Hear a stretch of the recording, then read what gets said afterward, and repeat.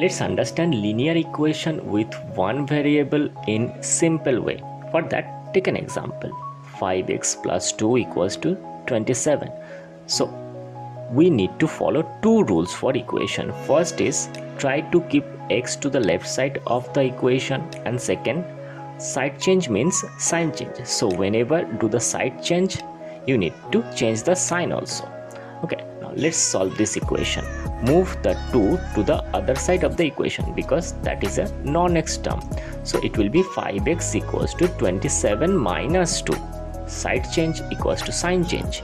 Now minus that 27 and 2. So it will be 5x equals to 25. Now we need to move that 5. That 5 is in multiplication with x. So if it moves to the right side, it will be division. So now x equals to 25 by 5. Now x equals to 5. Okay, let's take another one. 8x plus 4 equals to 3 times x minus 1 in a bracket plus 7. Now first we need to multiply that 3 with x and minus 1 both inside the bracket to remove the bracket.